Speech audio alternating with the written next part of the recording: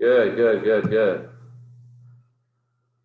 Nice to meet you. Yeah, I'm Jordan Weber. I guess I'll give you an introduction of who I am first and then get started.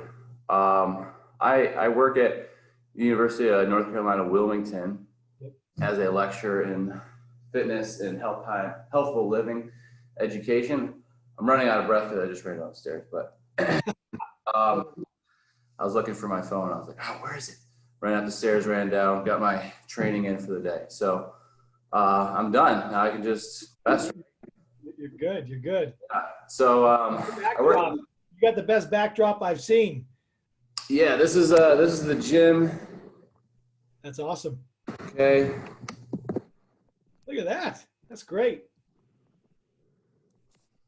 Digging it. You're a surfer, huh? Yeah, surfer, stand-up paddleboarder. Buffalo originally. So I wasn't really a surfer until I moved down here 10 years ago, North Carolina, right on the water. And I've been here for 10 years. I started in after-school programs as a PE teacher, really. So I came here for my teacher licensure. I got my bachelor's in physical education from SUNY Brockport. And that's a big phys ed school, big coaching school. Big, they have rugby there. I think they asked me to play rugby. I was like, what's rugby? I didn't even know anything about rugby. I was like, well, I'm not a player, but I probably should have did that, but I never got into it. And played soccer 2 years, D3, ECC. We went to the semifinals and won, and then we lost in the finals, but it was really, really fun, really competitive. I have 3 older brothers. I have an uncle with an intellectual disability, which is kind of my backdrop. So I work primarily with people with disabilities, but I teach other classes. But my main role is really the adaptive physical activity program, fitness for personal trainers, and then also preparing K through 12 teachers to become PE teachers and coaches.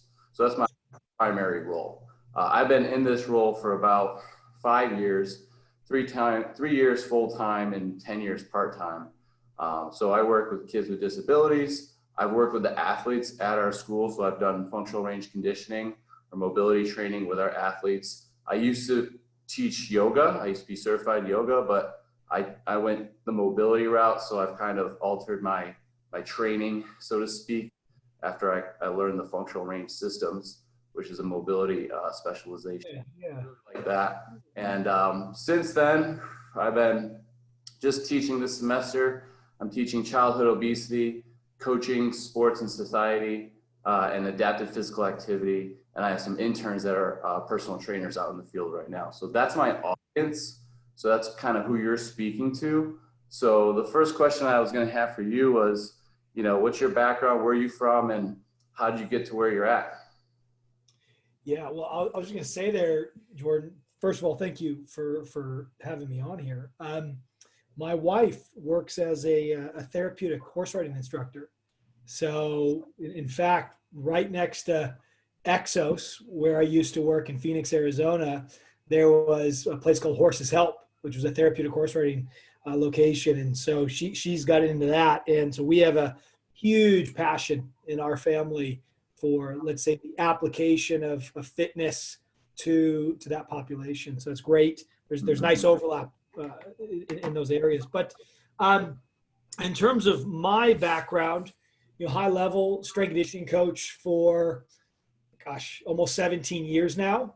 My first gig as a 15-year-old was working in a gym, so I think for me, fitness and strength conditioning notably has always, rightly or wrongly, been in my blood. My first real positive experience was with a guy named Rudy. He was my high school strength coach. Mm-hmm. And, every day rocked up, like you said, you used to, 2:30, open up the gym, program was on the wall. And, he was expecting you to be on time, even though you didn't need to be there. If you started to show a trend of being there, he'd start to place that expectation on you. And so I learned very early that a coach, really the coaches that I looked up to are people that develop you as a person as much as they develop you, let's say, as a player or as an athlete. And so it was him as an exemplar probably that says, geez, this is something I could do. The way he's making me feel, what a great career to do that for other people. And so went on to get a degree at exercise science, similar to the one it sounds like that you run, Jordan, at Oregon State University. Joined Exos. At the time, it was called Athletes Performance. Some people might know that place, Exos now, Mark Verstegen and the like. So I worked there from 2006 to 2016, so 10 years, primarily working with NFL, running our education department, which is now international, and inevitably got a PhD in basically motor learning and movement behavior and coaching behavior. It was kind of an aggregate of those major areas, but as I'm sure we'll get into, really interested in how coaches' communication impacts the experience and the learning of the athlete, the client, or the patient. And then I had an opportunity now to move where I currently am in Irish rugby. So my title, it's one of those fancy ones, Head of Athletic Performance and Science, but basically that means I get to work across 4 professional teams and all of our national teams. And so it's like a centralized union is the term we use in rugby. And so I work across all of those teams from a strength conditioning leadership perspective. And probably it's 70-30 leadership to on the ground, keeping the sword sharp. So that's a quick tour of my last 17 years. Okay. Yeah, I noticed you got your PhD. I got my EDD in educational leadership with curriculum instruction and assessment. So similar to programming, where you're really looking at the long term, not the short term, but you're also looking at the itinerant and formatively and summatively assessing our athletes or students. What did you take from your PhD that helped you become a better writer, or maybe a better, judger of or evaluator of information, and how have you been able to cipher that information and teach others that information? Yeah, it's a good question. I'll get a lot of people who ask me, who are in the professional space, wherever that is, and hey, should I go get a PhD? And the first question I always ask them is, well, why? Why do you think you need or want a PhD? And ultimately I say, nobody needs a PhD. If you go in thinking that you need it, but that isn't complemented by you wanting it and wanting what it takes to get it, then it's probably not going to be a fruitful path. I still know students who were in my cohort who haven't finished, and I graduated, whatever it was, back in 2016, and they're still trying to get their thesis done. Your nod suggests that you probably know people in a similar route. So the last thing you want to be doing is going down that path if you're uncertain. And so if we look at, what a professional doctorate is, it's fundamentally a philosophy degree. Well, hold on, you didn't get into philosophy? Well, yeah, we did. What is philosophy? Philosophy, when it comes down to, go right back to the Socratic method, it's knowing how to ask really good questions, and it's knowing how to identify a process to answering those questions, or at least getting close to answering those questions. And so that's what a PhD is all about. And so the first thing I'll say is, that's always been part of me. You can see my tattoo on my forearm says truth. Pursuing truth is my core value. In recognizing, if you actually notice that the U is red, there's personal truth. There's truth that is not concrete or absolute, but then there is, so to speak, objective truth out there that we can be pursuing. And so that was always part of my bloodline. So that was always driving me. Ultimately, though, it's not enough just to want to pursue truth to go get a PhD. So you have to kind of have, in my opinion, an itch to scratch. And so for me at the time, I was about 6 years into my own journey around, the language of coaching, and looking at how our words impact an athlete's focus, and how ultimately that focus in large parts determines their performance in the moment, but also their learning in the future. And so because I had that idea and I had that thirst, I was a perfect candidate to go then pursue a PhD. But implied in your really interesting, Jordan, because yes, did I do the lit reviews? Did I do the research? Did I get published in and around my questions and area of interest, which is around coaching and sprinting, basically? Yes. But were those the biggest takeaways? No way. The biggest takeaways were, as you just said, learning how to ask better questions, knowing how to then go out and find the information that is available to answer those questions, and then being very clear in identifying where there ultimately is a gap where new information needs to be generated, which is what we call the scientific method and research. And so ultimately, when I look at those three major areas, how to ask a good question, how to isolate, find, and judge then the research that is available to answer it, and then being very clear where those answers don't exist so that you can either go down a research path or use best judgment and intuition. Those are invaluable generalizable skills that I bring to what I do every day in a leadership and coach education and coaching role. And so we can certainly get into more detailed skills, but I would say that would be my elevator pitch to anyone who wants to know what you're going to get out of a PhD. Now, is this all stemming from that coach that motivated you all still, or where is this drive coming to want to know these truths?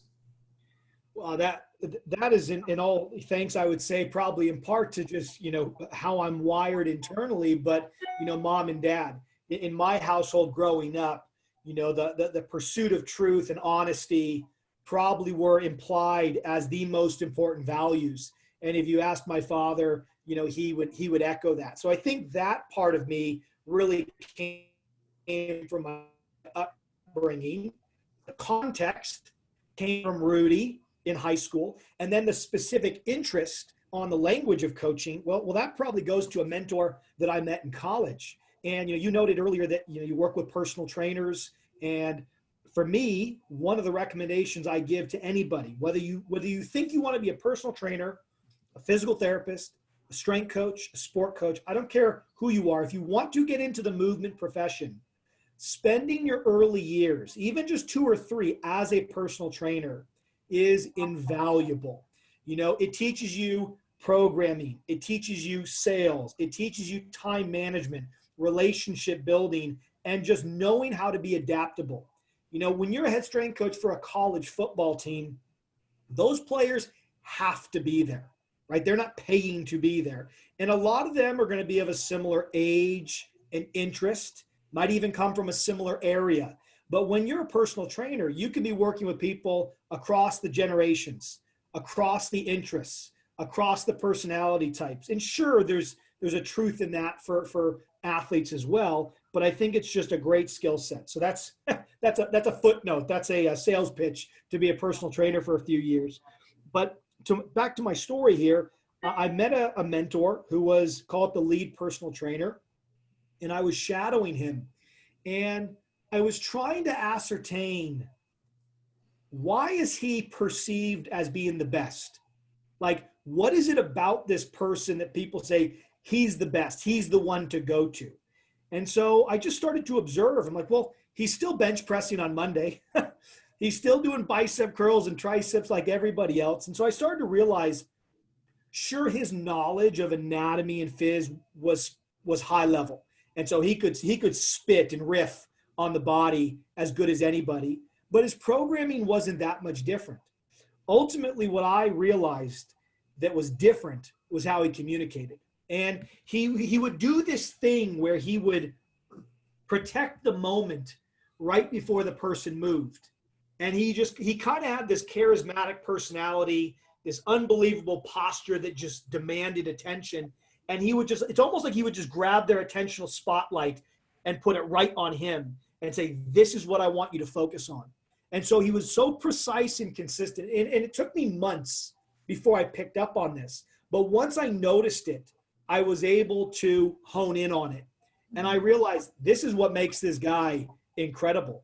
It's what he says, how he says it, and when he says it. And that's where they're getting the big differences, not only in the results, but in their experience, right? It's one thing to say, hey, I'm getting my clients better, but does your client or athlete feel, right? Is their experience of you one of, I know when I'm with Jordan, I'm walking out of that session better. And so that's what he was amazing at. Every session, they felt like they were making leaps and bounds improvements. And it had everything to do with how he coached, not what he coached. And so I banked that idea back when I was 19. Now I'm whatever it is, 36 now, and the book just came out this year. So it took me that long inevitably to mature the ideas, test them out, research them, and make them my own. But that's really where the idea for my work began. Okay, nice. Yeah, I was a personal trainer for a while, and I learned a lot. I learned definitely how to fail. You know, I definitely learned what you shouldn't do the first couple of years, because you're just trying to figure it out at the start. And then, like you said, someone captures your attention, you begin to focus on their behaviors, you become more like them, and then you kind of become yourself in a different way, and then you kind of lead in different capacities. And then what I have here is, let's see here. You talked a lot about communication, and that's kind of where we're headed next. How do you help learners become better communicators? I know we can be better listeners and we can focus more. I know you have a lot in your book about attention, but where would you start off when you're talking about communication? You know, there's so many different ways to approach it, but you know, ultimately, what is the core of communication?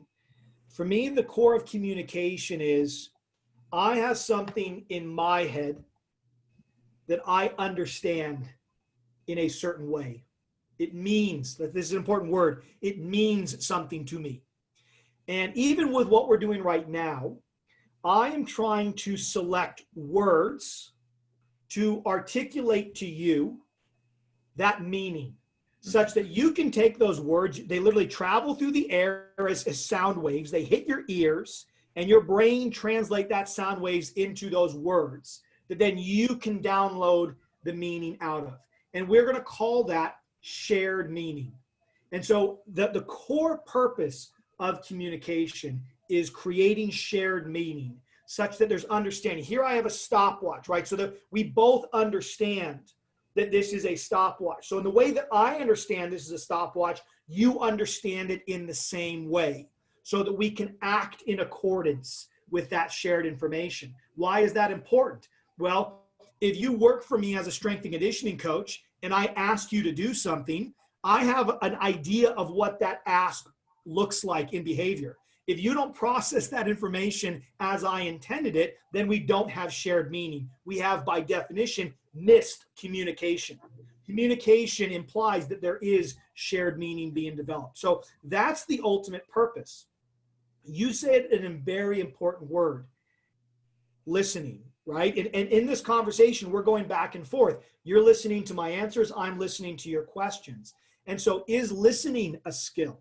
100% it is. And if I go on to write a second edition of my book, I will spend more time talking about listening, because for me, it is critical. The way we listen can either increase or decrease the odds of me actually hearing what you mean. Not just the words, but hearing what those words mean. What do you mean, Nick? Well, if as you're talking, I'm already formulating my response. If as you're talking, I'm already judging what you're saying, the act of me thinking about what I will say, or the act of me judging what you are currently saying, that blocks my ability to really take the information in, because my brain is being occupied with a secondary task. So the idea of being an active listener means that I completely put all my attention on you, your words, your tone, your body language, to make sure I give you the best chance to give me that meaning. And then obviously in a conversation, as you've already done here, I might repeat back. So Jordan, what I'm hearing you say is this. And so to summarize so far, we really have these two core skills. We have speaking, we have listening, with the ultimate purpose being to create shared meaning. And so if we then zoom into, and obviously I'll allow you to guide me here if we have specific questions, when we start talking about working with an athlete, how many times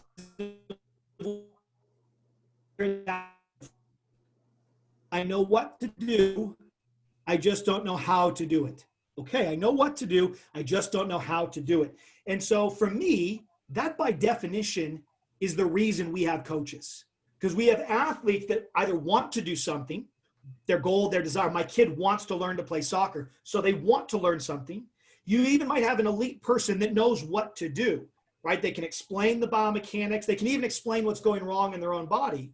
but they just don't know how to fix that technical thing that's going wrong.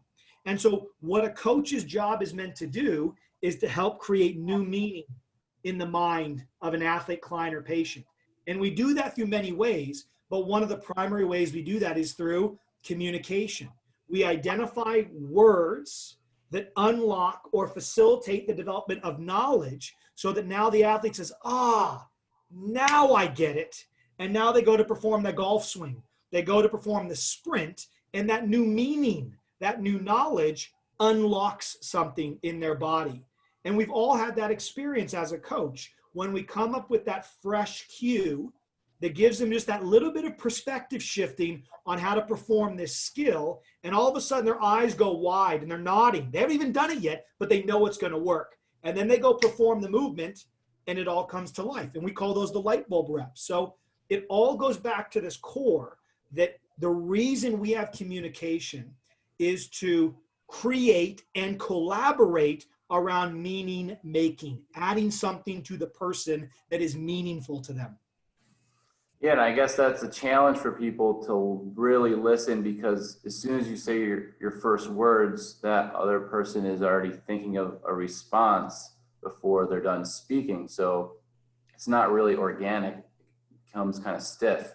So as I was listening to you, as you're listening to me, I was thinking of, oh, well, maybe I should say this or maybe I should say that, but I wasn't maybe fully listening. So I was like, all right, now I just need to stay ahead of the wave, kind of, so to speak, and kind of tune in before I articulate a response so I can give a better response instead of just saying, oh, I need to talk about that as quick as I can. And then you kind of summed it up with, you can assess this with those light bulb moments where people are like, it kind of goes off, and you're like, you see it in the client's eye, athlete's eye, or something like that.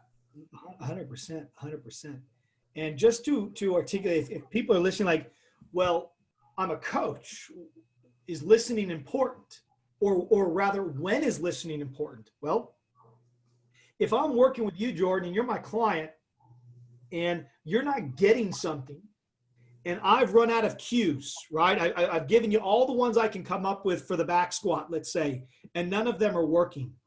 Well, I can pivot then and say, listen, this is what we're trying to improve. Maybe it's keeping your knees straight ahead, or squatting deeper, or a body position. Doesn't matter. Pick your flavor of the month, okay? And I can say, this is what we need to improve. What do you think you could focus on to improve that? Now, the second I deliver that question on your doorstep, I need to be actively listening. What words are you using, right? What literally, like verbs, what are the action words you're using? Nouns, how are you referencing the environment around you, right? And thus, you might be able to come up with a cue, or you might be able to come up with something just enough for me to be able to riff on to help you better understand something. And so this is where oftentimes a coach might ask a question, not necessarily intending to get a real answer. It's more, I'm questioning you. What I advocate for is, no, ask your athletes questions. Involve them in the learning process. Actually collaborate and have conversations. Because ultimately, the words that make the most sense to you, Jordan, are the words in your head, not the words in mine.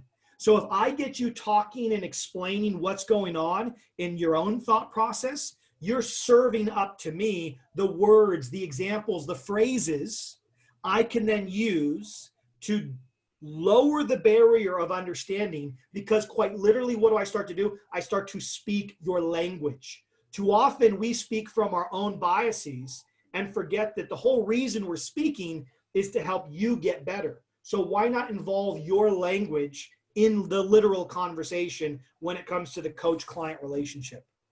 Yeah, and I think a way I like to do that in the adaptive physical activity setting is allowing the individuals with disabilities to lead the class in a physical activity. They know activities, they've done them 100 times. They lead 20 minutes, 30 minutes. And that's how I started a nonprofit, Transform Fitness, where we kind of help gyms set up programs to where they get sponsorships for adaptive physical activity programs. So Awesome. Trainers working with people with disabilities. And we actually had a class for 3 years where we had 3 individuals with disabilities teaching a 60-minute class as a team. And so all the peers with disabilities would come to the class, they would teach them, speak in their language. You know, I did a research study on it. I'm going to be publishing hopefully this year. And it'll talk about how it, you know, built that community, built the communication, the motivation to participate. You know, you're seeing your friends, you know, speak in their language, and then you're also learning their language as they're coaching each other. So that's one way we've done that in the adaptive physical activity setting. So I think that's cool how you kind of mentioned that, how you're speaking their language, because I know that we talk about that in critical pedagogy, you know, and education and curriculum, where if you're not speaking the student's language, they're not going to understand you, and you have to really understand their background, where they're coming from, why they're, you know, in your presence and stuff like that.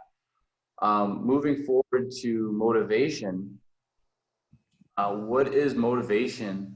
And maybe just talk about how you can help someone, you know, be more passionate about what they're doing and why they're doing it, and like setting them on that path as a coach. Because I know that you've talked about a coach as a carrier in this vessel, and I've talked about it as like a ship. You know, you can get on the ship, but you might have to row the boat a little bit, you know, or you might get sick.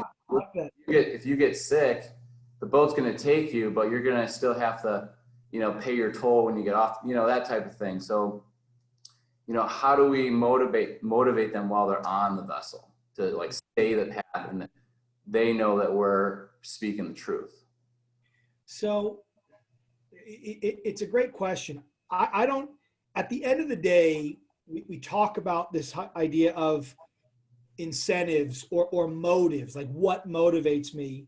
And the first thing we can just check off is this whole idea of, am I being motivated to act by internal drivers or external drivers, right? Is a parent forcing me to do something? Are they paying me? Hey, if you score X amount of goals, I'll give you a tenner per goal. You know, am I being motivated externally by perceived social pressure? You know, hey, all my friends are doing it. Or physically, well, I want to look like that person on the magazine. So we have this categorically, all these external motivators, and they live kind of on a continuum, let's say of healthy and sustainable, such as maybe you like to only do activity with your friends. Well, is that a bad external motivator? I wouldn't say that's a bad external motivator. My wife much prefers to go swimming with her friends than by herself. And I think that's a great external motivator. She still has an intrinsic value for swimming. She just gets a little bit of an upregulation of joy when she does it with friends. And we'll get to why that is in a moment. You mentioned earlier community. Community is a huge part of our basic motivational needs. On the other end, someone paying me to do something is very, very quickly going to start to erode my joy, my love of it. You know, it becomes different in professional sports where I'm also doing it because the pay ultimately allows me to pay my bills. It becomes more of a job. But typically, if you're paying a young kid to score goals, pretty soon that's going to erode their natural joy, because instead of pursuing the joy, they pursue the payment, which for many people is superficial and it'll be short-lived. And so we have to recognize that there's external motivators, there's internal motivators, and there really is not right and wrong, but there's sustainable, clean burning motivation, and there's non-sustainable, let's say, crude oil type motivation. Our job is to try to facilitate the clean burning, intrinsic forms, self-generating forms of motivation. And so how does that happen? I believe the spark has to start with the individual. I cannot create motivation in you. I cannot create desire in you. I can't force you to love, you know, skiing or snowboarding. You've got to come to the table with that flicker, with that light, so to speak, lit. My job then as a coach is to identify what are the features of an environment and psychosocial, right? What are the interactions that are either going to increase the strength of that flame or decrease the strength of the flame? But we have to recognize as coaches, the flame begins with them. I cannot force you to want to learn. I cannot force you to be motivated by something. And so I don't want to be sending the message that that somehow is possible. So the question then becomes, how do we increase the strength of that light? How do we increase the strength of that intrinsic burn and flame? Well, I would have to imagine you teach it in your curriculum. But for me, the key theory that I look at, which has never failed me practically, is self-determination theory. In that, we as individuals want to be causal agents. By that, we want to be in control and thus cause the outcomes in our life, the behaviors in our life. We want to self-actualize, self-realize where we want to be. And, when we look at DC and Ryan, the two core authors for which the credit of the theory comes, identified three core areas. And for me, these are rich, practical areas that coaches influence. Number one, we know, is autonomy. You gave a great example there. You talked about how important it is to allow the individuals you're working with to maybe even teach the session, because they now start to see that they are in control. They have causation in their own life. Nobody wants to feel that they are simply a passenger in life. We want to feel that each step is our own. It's built into our DNA. And so by giving them that autonomy, you add just a little bit of kerosene. You add a little bit of, if you would, gasoline on that internal fire. And when we look at coaching, are there other ways to do that? Sure. We know things as simple as, hey, do you want to do circuit A or circuit B? Pick which mini band you want to use. Hey, we have low, medium, or high hurdles for your plyometrics. Pick whichever one you want to start with and then progress up. Let me know when you want some feedback. Here's 2 cues. Pick the one that you like. Hey, here's the error. You come up with your own cue, and we could just keep on going. And so it doesn't mean that you have to write the program, but I can facilitate your experience of the program with a number of autonomy access points. So autonomy, number one. Number two is this bandura, right? This whole idea of competence or self-efficacy. For me to be motivated by something, motivation is a motive. It's an energy. I'm pursuing. It's an action. It's an activity. I participate, participatory, as we say, in my motivation. Well, why is that important? Well, imagine you're going on a walk, and that walk is a circle. It's a 1 mile circle, let's say, and you only get halfway, and you're just stuck there. You can't take another step forward. Inevitably, you stop trying.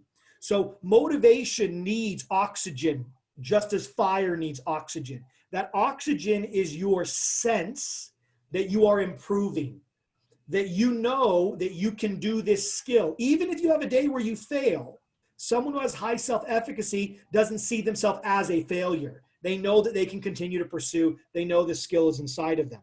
So cultivating competence in how we use positive feedback, feed forward oriented language. Rather than saying, Jordan, you didn't do this, I might say things, hey, on your next rep, focus on. So I can continue to scaffold your sense of competence. And then the final one, which credit to you, I think you articulated brilliantly, and you said the important word, community or relatedness. A community, again, is baked into our genes, our DNA. We like to work with people and around people, be a part of something bigger than ourselves, and pursue something for the common good, even if that common good is just the joy of 3 people working together in a gym. And so to the degree that we can create relatedness, community, connecting to something bigger than ourselves for a common goal, that community adds energy to me.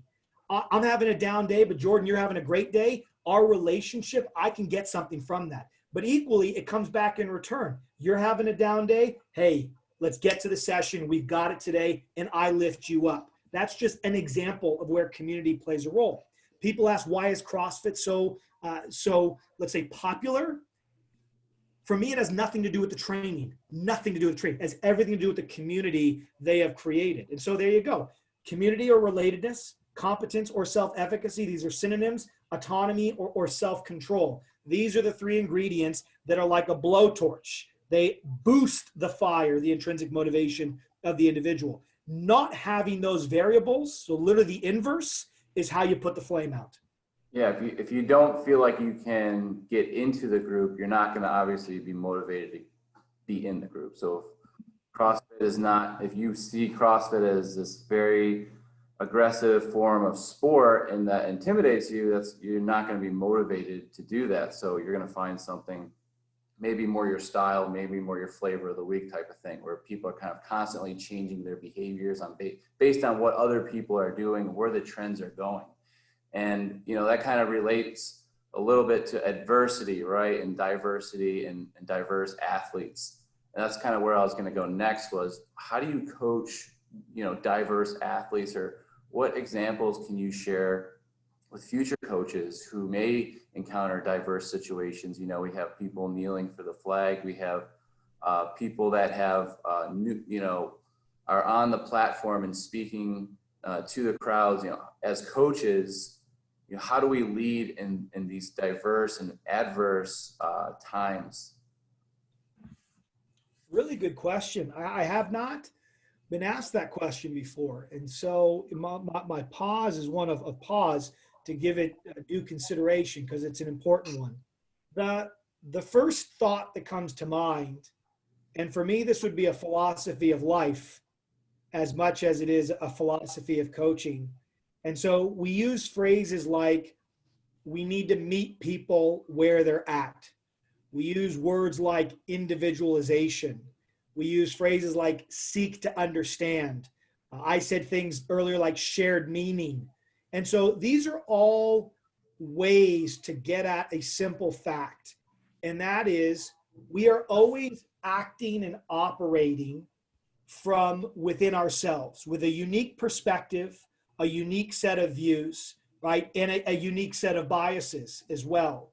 And so when we observe another individual that is different in any way, I believe it's a critical part of us as humans and humanity to seek to understand before we judge, before we put our own perceptions, our own biases on them. We are trying to understand the people in the world around us in their real state, as they are, not as we think they are, not as we think they should be, but as they are.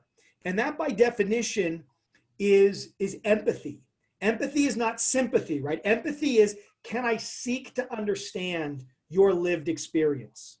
And in certain lived experiences, it would be impossible to empathize with, because I don't have, you know, well, certain features might be difficult. So for me, but empathy is, it's at least the effort. Empathy is the effort to seek to understand who you are. And so why is that important in the context of your question? Well, I'd like to think as a coach, I've always, you know, applied this approach. And that is, I try to get to know the person inside the player, right? I try to get to know the person inside the player. What are your likes, your dislikes, your preferences, your views, you know? And I'm trying to understand these. Why? So that I can coach from your perspective, right? If I coach from my perspective, that would be helpful if I'm coaching myself. But it's your perspective, it's your filters, it's your words, phrases, and unique experiences that you use to understand the world, and thus understand the language that other people use to describe it. And so when I get to know somebody, it is selfishly and unselfishly so that I can coach them from their unique perspective, their unique worldview, so that I can help them learn the skills for which I am an expert, but through the lens of something they're very familiar with. Language, examples, phrases, emotions, and energies that they align to, that they prefer. And ultimately what that does is it lowers the barrier to learning. It increases the odds of trust and relationship building. Now, people might hear that as, well, is that not being manipulative? No, for me, it's being empathetic. It's saying that we all learn from a unique perspective. And as a coach, I have signed up to learn and get to know others' perspectives and let those. All right, you cut out just the last 10 seconds. But Probably blacked out there, so I don't know if I could say that again. no, I think I understand what you mean as far as just seek to understand your players first, and that's just your number one priority as far as working with your athletes. And then kind of, you know, piggybacking off of that and going into your athletes currently, how many do you work with athletes currently, and how many do you work with, and how is that working in these types of times with the COVID? Yeah, so the structure of my role is a little bit different. It would almost be, I guess the best way to think of my role is if there was a high performance director for a college athletic department, and that you might have that called lead S&C who works across the diversity of sports. That is similar to how my role is structured, in that I work across 4 professional rugby teams. And so that means the head of athletic performance in each of those teams, you know, I work directly with from a leadership perspective. But then equally, we have national teams. So there's men's and women's sevens, which most people will now know, sevens circuit, Vegas sevens and the Olympics, as well as 15s. And it all relates to how many players are on each side of the pitch, which in America you'd call field. So when we look at that, I work across all of those entities. Insofar as my own coaching, I'll primarily plug in with our sevens program and run speed sessions for both the men and the women. And so, you know, you're looking at anywhere between 15 to 20 players in those sessions. And we're usually doing one major, let's say, speed session a week. So I don't do a ton of coaching, not nearly as much as I did when I was at Exos preparing athletes for the NFL Combine. But you know, what it does give me is enough of that platform to keep the sword sharp. The rest of my time is in a leadership role, you know, working and supporting a staff of around 34 S&Cs and sports scientists across those various teams. Make sure we're doing what we need to do to put the best player out on the pitch. Okay, and as far as the skills that you're currently teaching, which is specifically speed, what are some cues you always keep saying, or what cues are you working with right now when it comes to speed? Yeah, so for those that might not be, you know, familiar with how we look at or break down linear speed, if we start there, you know, the simplest way for us to look at it is obviously we have what we might call short speed, which is, let's say, 0 over 10 yards. And then your long speed, which might be 15, 20 yards and beyond. We call that acceleration and maximal velocity. And so the key thing for acceleration is, you know, we're really looking at 3 different categories. No, I should say 4 different categories of cues based on the person's primary issue. So category 1 is, you know, are they struggling to push the ground back? Right? Or are they struggling to drive their leg forward? Or are they struggling to organize an effective posture? Or are they struggling to organize effective arm action? Now, usually if you have a problem in one area, symptoms of that problem will show up everywhere else. And so this is where a coaching eye is required to identify which of those 4 areas, if cued effectively, will generate an improvement that helps the whole system organize a better movement pattern. And so for our purposes today, since we're not watching a video and giving a specific case study, let's maybe give some examples of each. And so when it comes to pushing based cues, you know, simple things like push the ground away or explode off the ground, or I might even put an analogy behind them and say, I want you to imagine there's a rattlesnake 2 feet behind. Beat the bite, beat the bite. We'd also use an analogy of, I want you to imagine that you have a massive, let's say, lifting band that's around your neck and around your feet, and that band is trying to shrink you. Break the band, break the band. And so those are examples all for the push. And I should say they emphasize the push, and they emphasize the push still within the whole of sprinting. Well, what about front side, the person that doesn't bring their leg forward enough?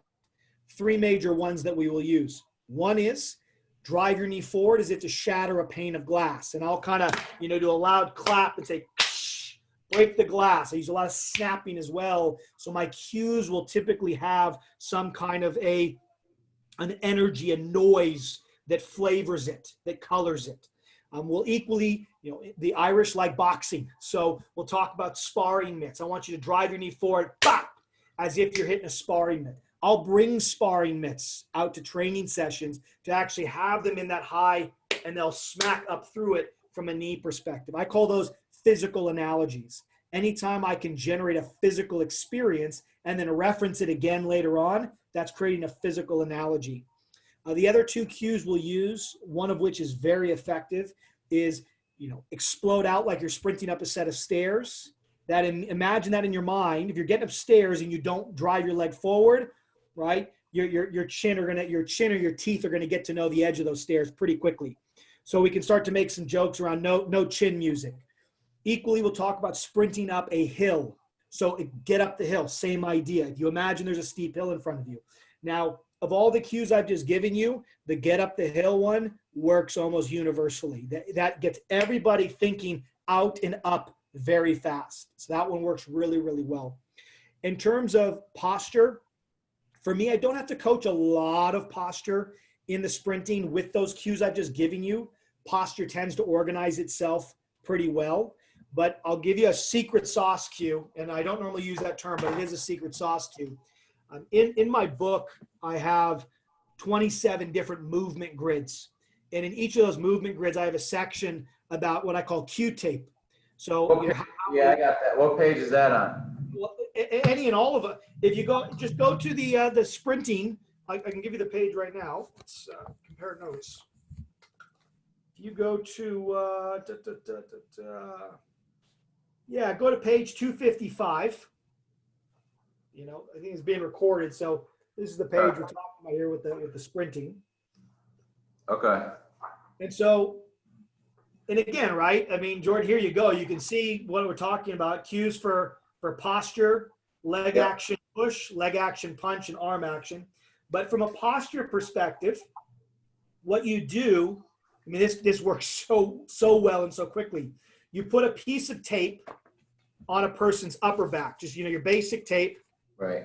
Put it on their upper back, put it on their lower back. Now, you have to ask them the following questions. You say, show me what you would do to get the tape far away. And if they kind of flex, you're like, okay, yep. Show me how you get the tape close. And they kind of, yes, exactly. And then all you tell them to do is slam the tape together when you get off the line. Boom. It works. I mean, it is like, it's penicillin for a posture. And it works really well. So those are examples. And in terms of arm action, you don't really have to cue. The big thing for me is with arm action is get them in what I call the loaded position. So if you get them to learn to stretch, that stretch creates the feedback of then the release. And so then the cue is just release the tension or smash the arms back, something to that effect. But very rarely do you have to overcoach, overcue the arms. The one thing I'll say, not to get too deep here in sprinting, but the one thing about arms is if we are doing a lot of bench press and we're doing a lot of bicep curls and they're starting to get caved in, a lot of athletes struggle then to have the arm clearance exactly when they run. So being able to actually check external rotation, pec minor, thoracic extension, usually if you create the room for the shoulder girdle to do its job, it'll do its job. So. Yeah, and I think, I'm a functional range conditioning mobility specialist, which is one of my certifications I got, which is part of the functional range system. It's a mobility system, and it's a whole basic assessment with like thoracic spine, glenohumeral, elbow.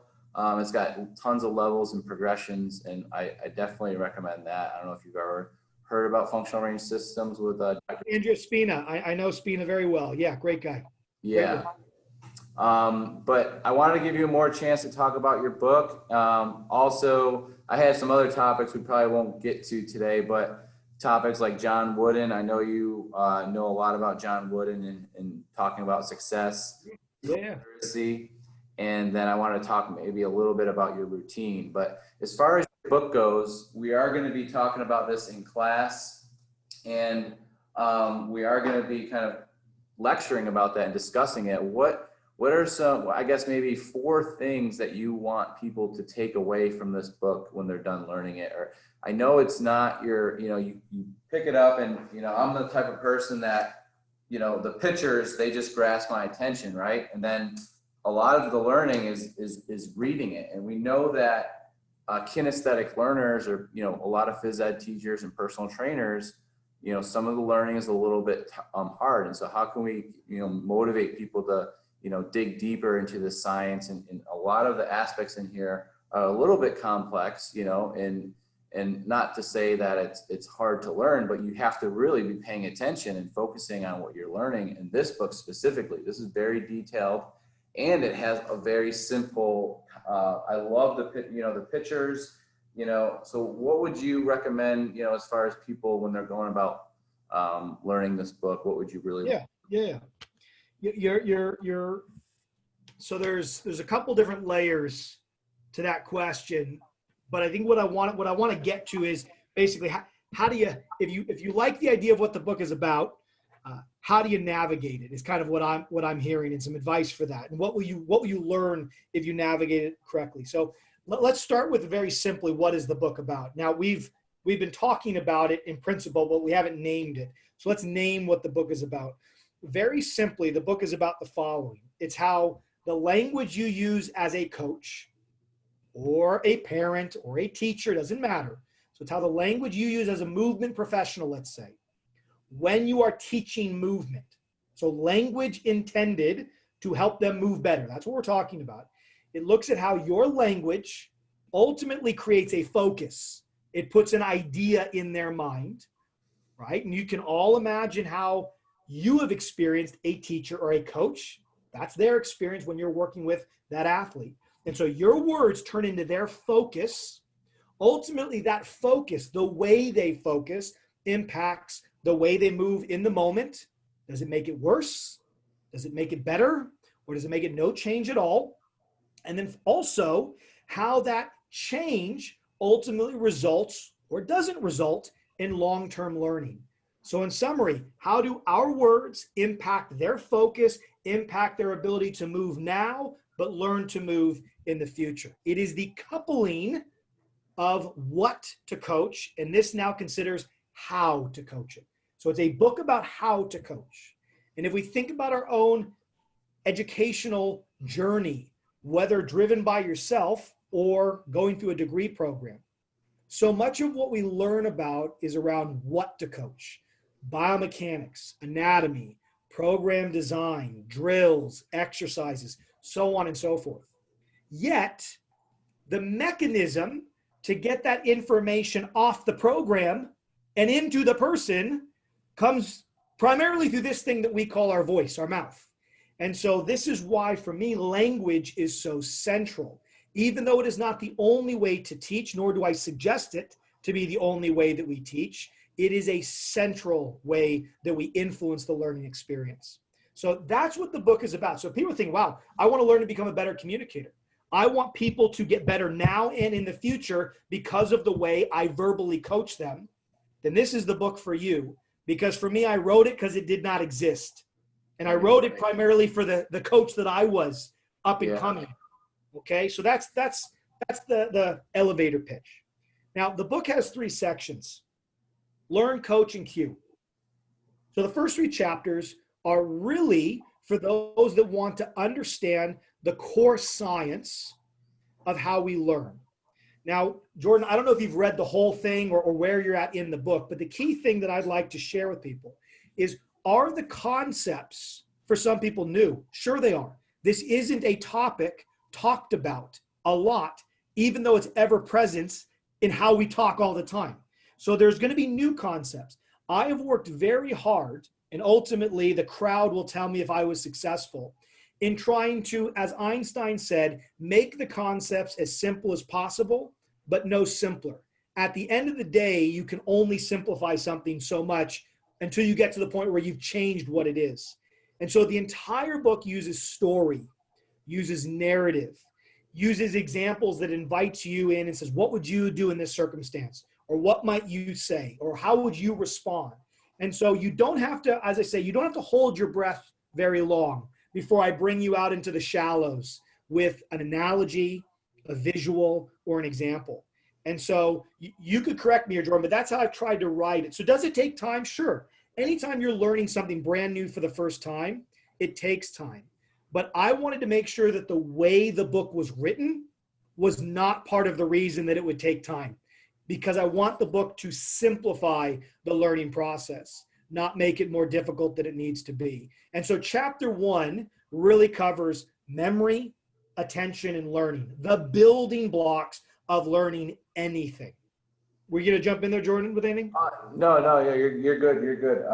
I was gonna say that, everything that I have read throughout the book, like you said, brings along an analogy, and it brings along with, pictures and visualizations. And I love the tape idea and getting the athletes to recognize the tape and using that as a guide. What other cues do you find in the book that you tend to use a lot in your coaching or when you're working with program design? Yeah. Well, if I can, Jordan, before I answer that one, I just want to finish answering your Go ahead. original question. And so if section 1 again is called, learn, those are your building blocks. Now you're like, okay, I know that people have to pay attention to learn something. When they learn something, it goes into our memory. And these are some of the key things that we need to know to capture and keep attention, because that's what coaching is. If I don't have your attention, there's no possibility for learning. If you want to dance if you want to dance, you need to listen to the song. And so I need to have a way to get you in the club. And that's what I am as a coach. I'm trying to get your attention on the right things. Section 2 of the book, which again is 3 chapters, we call that coach. And that basically is composed of 3 models. And these 3 models, if you would, that's the heartbeat of the whole book. Model number 1 is called the coaching communication loop. Model number 2 is called the 3D, right, cueing model. And then the last model is just simply put the analogy model. And so the coaching communication loop looks at how we communicate within a session. The 3D cueing model, how we create these external cues that we're talking about, Jordan. And the analogy model, how do we create these visuals that drive learning? Everything's evidence-based and experience-based. And then the final section, as you've shared now on screen, are basically just the examples. 27 movement grids that apply those models, analogies, 3D cueing, and the coaching communication loop, with 1 chapter on behavior change. The chapter before we get into any of the visuals is, hey, I'm a coach. I love this. I understand it. How do I make sure this becomes part of who I am? And so I leverage the work of Tiny Habits, BJ Fogg, Atomic Habits, James Clear, and basically completely take their information, put it into the context of coaching, language, and communication. Say, here is a 6-week process to upgrade your coaching skill behavior, right? So case in point, that's what people would be getting. It is a book that's meant to guide you as a coach throughout your entire career. It's one that I would hope people could pick up again and again and again. You can jump to the back and just use the cues with the pictures. But guess what, Jordan? Those cues are synthesized based on all the science noted earlier in the book. Or if you're like, hey, I want to be able to generate my own cues. Great. Start with part 2. If you're like, man, I want to really understand this. I want to know the bedrock principles. Start with section 1. You could really jump in anywhere, but I did write the book like fiction. I wrote the book from beginning to end to tell a complete story. And so I hope most people inevitably get from beginning to end. Insofar as your question then on cues, I'm going to be honest, that's a loaded one for me because there's probably 500 cues in the book, Jordan. Yeah. I'd have a very difficult time. But if you give me a movement you want to talk about, I'd be happy to zoom into one of them. Okay. Well, I mean, we don't really have to go too much into cueing. I maybe want to get on another topic of like just cardiorespiratory training in general. Do you recommend people to walk and not to jog, but to run and to sprint and try to stay off the jogging? What do you recommend as far as walking, jogging, sprinting, as far as an athlete is, or just yourself? In what context, Jordan, are we talking about? Are we talking about the physical development for a team sport, for general fitness on your own? What do you think? Let us, we're both 36. How should we be, our goals are to, be able to live without pain and, move our bodies when we're sick. Yeah. What would be some general guidelines as far as cardiorespiratory training you would maybe impose yourself, or you? Yeah. Yeah. So, I mean, I'll go right on back to, first I'll say that that is not my area of expertise. And so Okay. my reading of that space is, to the degree of following the basic science and leveraging people who I know who really understand where it is at. So I don't want to pretend to be putting information out there that I would be feigning as an expert, but I'll Right. tell you what I do know. And that is, when I used to work at Exos, there was a coach there named Paul Robbins. And now Paul Robbins is an international phenom when it comes to cardiorespiratory training. And he always had a three component model, which was basically your high, medium, and low day. And so your low day was your sub anaerobic threshold, cardiovascular, kind of your long and slow, just building your base type work, but knowing that there's many variations to go about doing that. Your medium day, let's say, would be intervals kind of sitting right at your anaerobic threshold. Get up there, come back down. Get up there, come back down. You could do that on feet or off feet conditioning. And then your high day is you were pushing the limits. You were going way above anaerobic threshold as intense as you can. Those might be, let's say, 15 to 30 second type sprint efforts, not sprinting in terms of sprint running, but in terms of all out efforts. Whereas you'd have your 30-30 day and then maybe your 60-30 day in terms of intervals. But virtually the whole thing was interval based. And so I think, to the nature of the question, it's interval based with variation in the intensities of the intervals and the rest. But for me, my morphology, if you would, responds far better to strength training in terms of my actual, let's say, how I feel. And so for me, I like to get a lift in every other day and probably sandwich between those a jog, rightly or wrongly. Do I always go out and do the interval work I should? Probably not. But for me, I like, just for a general cardiorespiratory and more of a psychological piece, I like going out for a 3 to 5K jog and then getting in a strong interval based, as heavy as I can with COVID, lifting at home workout, in my house. And so that's kind of more of my personal approach than would be any kind of recommendation people have to take on for themselves. So. Okay. And, any of the subjects you want to touch on, John Wooden? I know that you have gotten into Eastern philosophy. That's probably a rabbit hole. And then I have literacy, and that's kind of like a new term showing up in physical education, and teachers need to be cognizant of physical literacy, but a lot of people don't know what that means. Is there anything you want to talk about before we head out today? Listen, I'm happy to you pick the one that you're most interested in, because Eastern philosophy, I didn't think we'd get that brought up, but that's a huge divine. Movement literacy, we talk about that a lot here with Irish Rugby, and I'm a big fan of John Wooden. So you pick it. Let's talk about John Wooden, and his philosophies of success were obviously don't go to bed, or analogy, don't go to bed without thinking that you've done everything that you could do that day, become successful at what you're trying to be successful at. What are some other Woodenisms that you kind of are always thinking about, or maybe some philosophies like John Wooden that kind of like keep you motivated today, that you're thinking about all the time? Well, for me, John Wooden has been call it an intellectual mentor around how to coach. So I seek and take on his information less, let's say, for personal motivation, and more for motivation on how I can better interact and influence others. And so the quote I use of his more than any other is, you haven't taught until they've learned.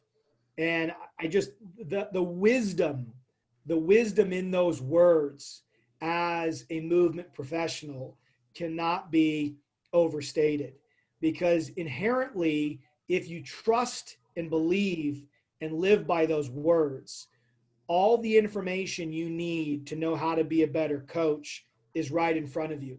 Because if every day you're interacting with someone and that interaction is not generating a net improvement in ability such that they can express that ability without your prompts, reminders, or feedback, right? That's what learning is. You now own the change. You don't need me to access the change. If you need me to access the change, you have not learned.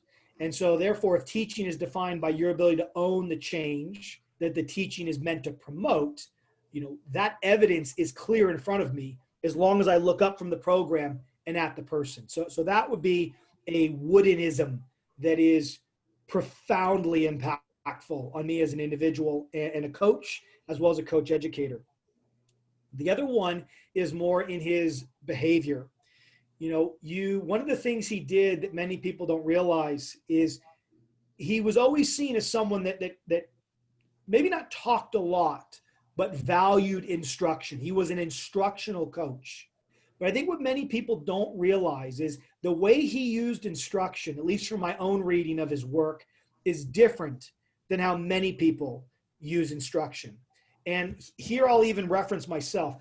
When I was an up-and-coming coach, even once I had reached a fair level, I would call it as I see it. And so if you happen to make a mistake on that rep, I'm cueing it. On the next rep, if you make a different mistake, okay, now I'm cueing that. And so it was like I shot anything that moved. Versus what Wooden would do is he would watch his players meticulously. He and his coaches, before they would ever get on the court, would know the dominant mistakes or the big areas for growth on each of their players. And then they would preemptly write down the cues or the phrases they might use so that they, guess what? So they wouldn't have to stop practice, so that they wouldn't have to threaten the physiological development that came with the speed with which he played a full court game. And so it looked to the naked eye that they were just yelling out these phrases, but these phrases had been considered with great depth and precision and priority before they ever went onto the court. And so that's exactly how I now coach. I don't just coach frivolously. I make sure I understand your priority, and I'm not coaching anything else that lives less than that priority. It decreases the amount of information I ultimately give you.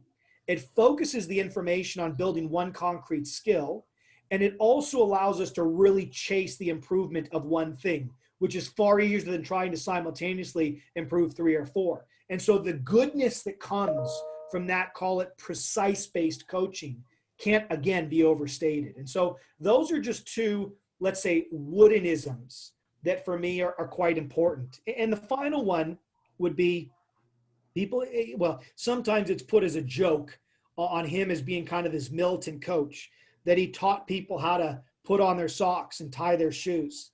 But for me, he is by definition the exemplar of why fundamentals are so important.